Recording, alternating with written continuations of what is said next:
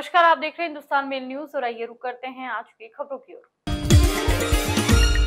अवैध फूल मंडी के खिलाफ मोती तबेला रहवासी व व्यापारियों ने दिया जिला प्रशासन को ज्ञापन। व्यापारियों व रहवासियों ने दी चेतावनी।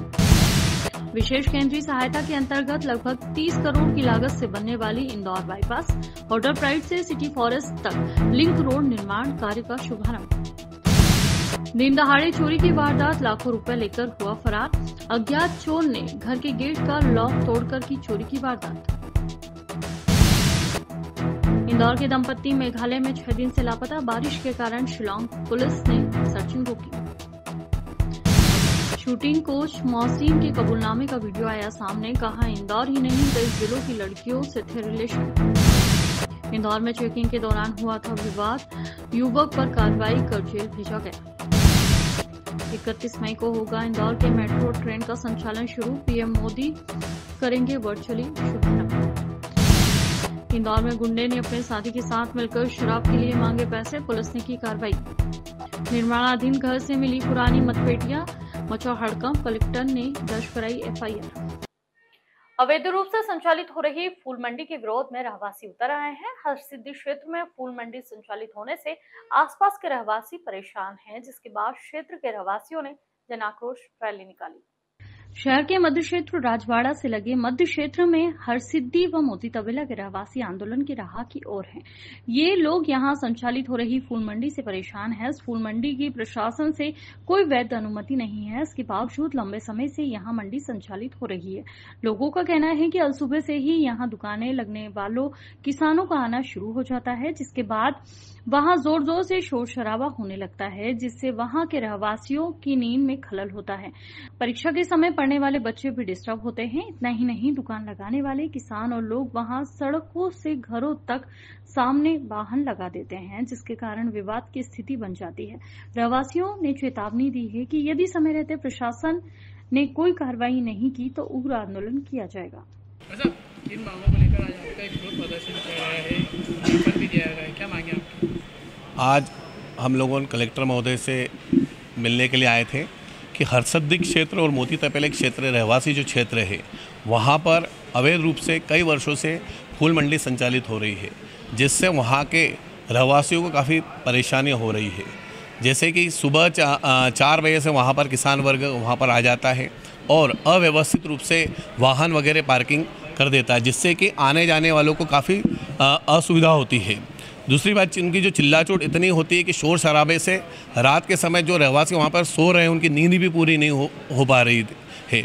और वहाँ पर एक जगह तो विशेष वर्ग की फूल मंडी भी संचालित हो रही है, जिससे कि वहाँ पर जब ये पार्किंग को लेकर कुछ बातचीत रहवासी बोलने आते हैं तो लड़ाई झगड़े की नौबत भी हो चुकी है।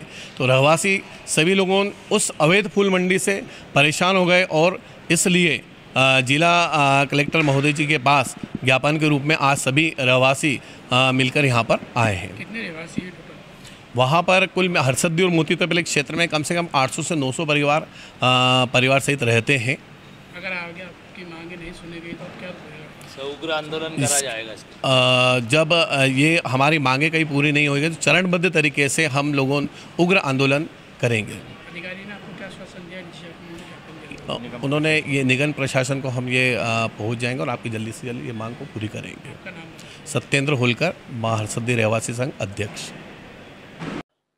विशेष केंद्रीय सहायता के अंतर्गत 29.52 करोड़ की लागत से बनने वाली राव विधानसभा के अंतर्गत इंदौर बाईपास होटल प्राइड से सिटी फॉरेस्ट तक लिंक रोड निर्माण कार्य का शुभारंभ बुधवार को महापौर पुष्यमित्र भार्गव एवं राव विधानसभा के विधायक मधु वर्मा द्वारा भूमि पूजन किया गया। इस अवसर पर एमआईसी सदस्य, भाजपा मंडल अध्यक्ष, महापौर, प्रतिनिधि एवं वार्ड संयोजक, नगर निगम के अधिकारी सहित स्थानीय नागरिक उपस्थित रहे।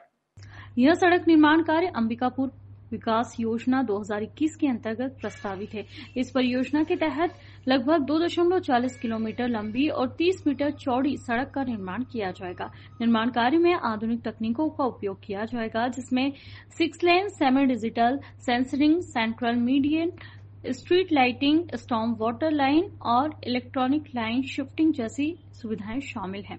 महापौर पुष्यमित्र भार्गव ने अपने संबोधन में कहा कि इस लिंक रोड के निर्माण से प्रधानमंत्री आवास योजना के अंतर्गत निर्मित आवासीय कॉलोनियों के और आसपास के क्षेत्रों की ओर कनेक्टिविटी में सुधार होगा, जिससे स्थानीय नागरिकों को यातायात और आवागमन में सुविधा प्राप्त होगी।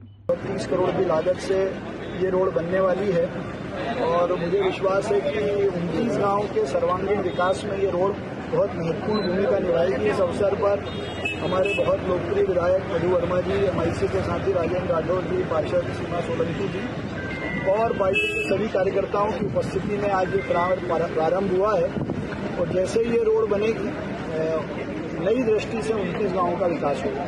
इंदौर में चोरों के हौसले इतने बुलंद हैं कि पौष कॉलोनी में दिन दहाड़े चोरी की वारदात को अंजाम देते हुए नजर आए। इसके बाद पुलिस की कार्यप्रणाली पर भी सवालिया निशान खड़े किए जा रहे हैं। फिलहाल सीसीटीवी के आधार पर पुलिस चोरों की तलाश में जुटी हुई है। पूरे मामले में जानकारी देते हुए एसीपी देवेंद्र सिंह धुर्वे द्वारा बताया गया कि भंवरकुआ थाना क्षेत्र के साई मंगल नगर में रहने वाले मनीष चौधरी नामक व्यक्ति द्वारा शिकायत की गई थी कि वह निजी काम से खरगोन गए हुए थे कि तभी उनके घर में चोरी की वारदात हुई। अज्ञात चोर उनके घर में दरवाजे का लॉक तोड़ने के बाद घर में प्रवेश किया और लाखों रुपए नकद लेकर मौके से फरार हो गए। सीसीटीवी में चोर की पूरी हरकत कैद हुई है, जिस पर नजर आ रहा है कि पहले वह काफी देर तक घर के आसपास टहलता रहा और उसके बाद उसने घर में प्रवेश कर चोरी की वारदात को अंजाम दिया। लेकिन सवाल यह खड़ा होता है कि पौष कॉलोनी में भी दिन दहाड़े चोरी की वारदात हो रही है और पुलिस की कार्यप्रणाली पर भी सवाल खड़ा हो रहा है। में दिन दहाड़े एक चोरी की वारदात को बदमाश ने अंजाम दिया गया है, किस तरह से जांच पड़ताल की जा रही है? थाना भंवरकुआ अंतर्गत साई मंगल कॉलोनी है, जहाँ पे रहने वाले मनीष चौधरी जो पेशे से व्यापारी हैं, वो अपने बहन के घर बुरहानपुर गए हुए थे। कल जब वो वापस आके देखा उन्होंने तो उनका घर का जो मेन डोर है वो खुला हुआ है। अंदर जाके देखा तो कुछ पैसे जो उन्होंने रखे हुए थे वो वहाँ पे नहीं है। जब उन्होंने सीसीटीवी कैमरे अपने घर के चेक किए तो एक व्यक्ति जो है धक्का देकर घर में घुसता हुआ दिख रहा है। उसके बाद उन्होंने थाने आके रिपोर्ट करी, मामला पंजीबद्ध कर जो है टीम को लगा दिया गया है और सीसीटीवी फुटेज खंगाल के जो है शीघ्र ही आरोपी को जो है गिरफ्तार कर लिया जाएगा। हनीमून पर मेघालय में शिलोंग घूमने गए इंदौर के दंपत्ति 6 दिन से लापता है। स्थानीय पुलिस की मदद से तलाश में मंगलवार तक सर्चिंग अभियान चलाया गया। इस दौरान उनके 2 बैग झाड़ियों के पास खाई में मिले। बुधवार को फिर उनकी तलाश में सर्चिंग अभियान चलाया, लेकिन तेज बारिश के कारण रोक दिया गया। बता दें, पहाड़ों पर बारिश का पानी काफी तेजी से उतर रहा है। एक टीम नीचे है, वहीं दूसरी टीम 3 किलोमीटर तक रुक गई।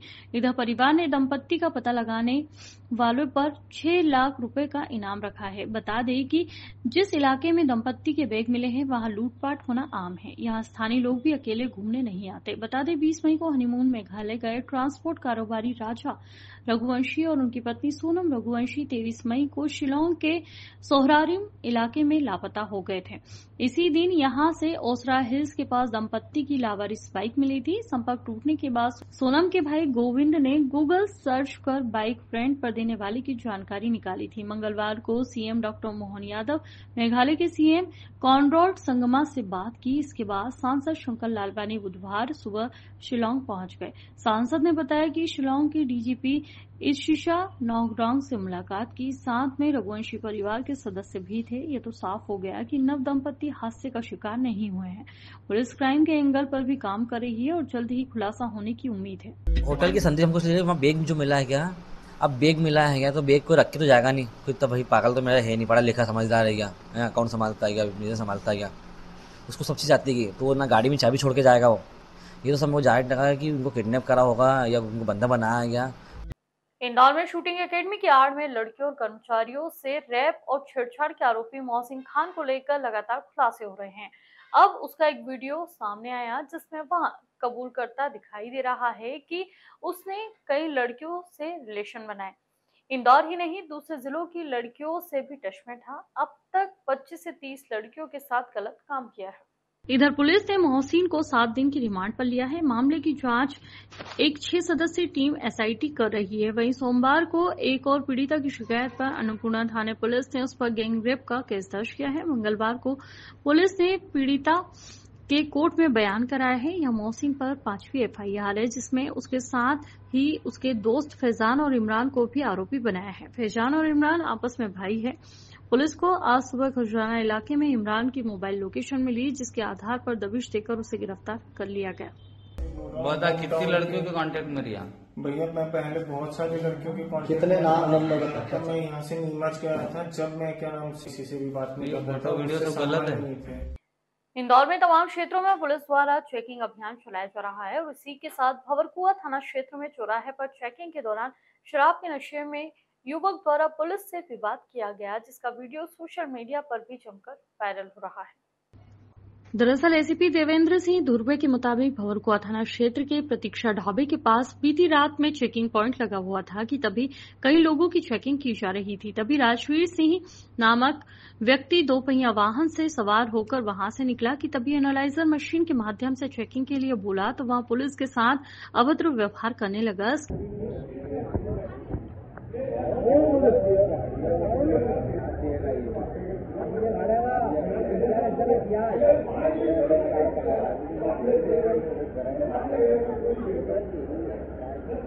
के बाद विवाद बढ़ गया तो पुलिस ने पूरे मामले में कार्रवाई को अंजाम दिया और शराब एक्ट के तहत प्रकरण दर्ज कर युवक को जेल भेज दिया गया है।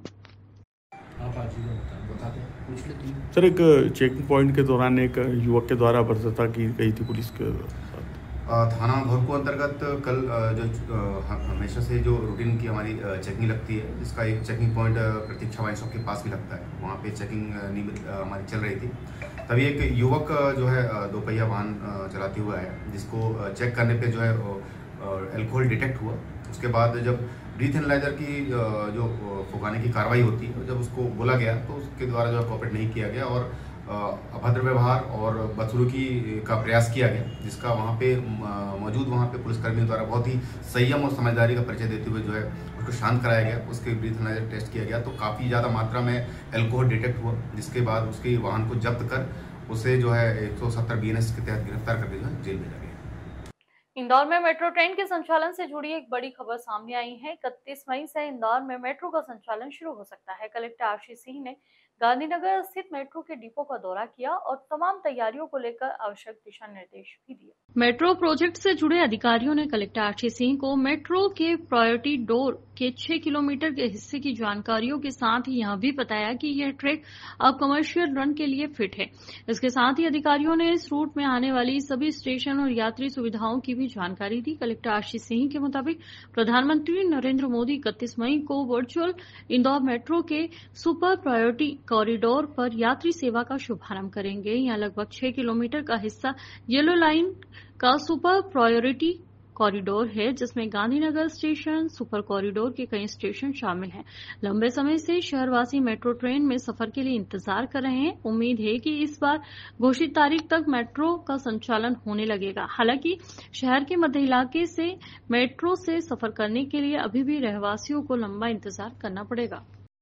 देखिए, मेट्रो को लेके हमारी तैयारियां चल रही हैं और 31 तारीख को माननीय प्रधानमंत्री जी के द्वारा माननीय मुख्यमंत्री जी की उपस्थिति में हरी झंडी दिखाकर वर्चुअली भोपाल से शुभारंभ किया जाएगा। और चूंकि महिला केंद्रित कार्यक्रम है, महिला की 300वीं जन शताब्दी पर कार्यक्रम हो रहा है, इसीलिए अधिक से अधिक संख्या में महिलाएं ही पार्टिसिपेट करें, ऐसा हम लोग कोशिश कर रहे हैं।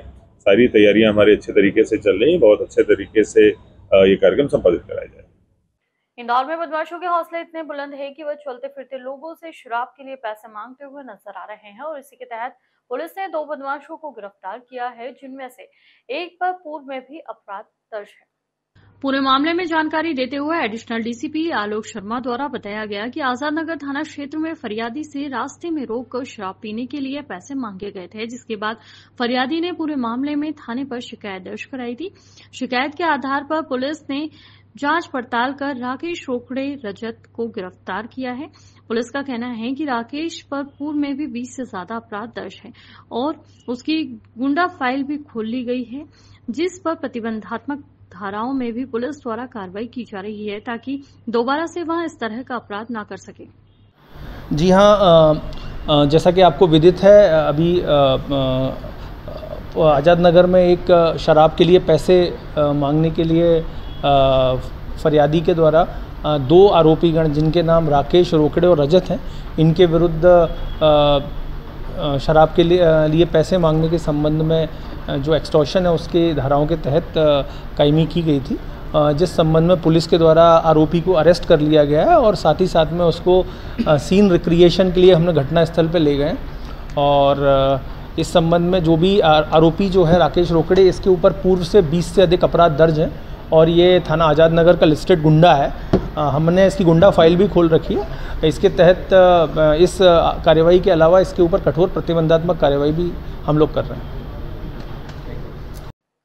इंदौर के पास देपालपुर के एक गांव में निर्माणाधीन घर से पुरानी मतपेटियों का मिलना एक चौंकाने वाली घटना है।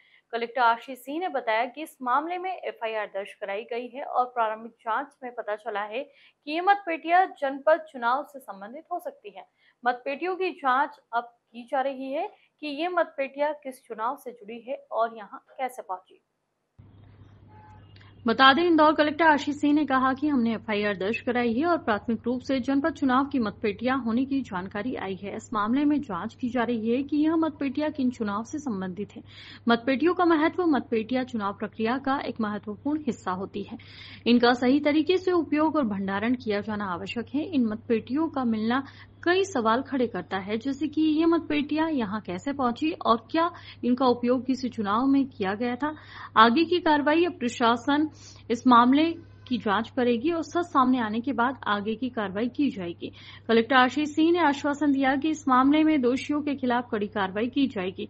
जनता की प्रतिक्रिया, इस घटना के बाद जनता में कई तरह की प्रतिक्रियाएं सामने आ रही है। कुछ लोग इसे गंभीर मामला मानते हैं और प्रशासन से जांच की मांग कर रहे हैं, जबकि अन्य लोग इसे प्रशासन की लापरवाही का परिणाम मानते हैं। सर, ये कुछ मतपेटियां निर्माणाधीन मकान में मिली है, किस तरह की मतपेटियां जानकारी मिली है, प्रकरण दर्ज किया गया है। निश्चित रूप से ये बहुत ही गंभीर घटना है और जो प्रथम दृष्टया पता चला है कि जनपद पंचायत के जो चुनाव हैं उनकी मतपेटियां हैं। विस्तृत जाँच जैसे ही आएगी जो भी जिम्मेदार होंगे उनके विरुद्ध कर रहे हैं। सर, इसमें कोई प्रकरण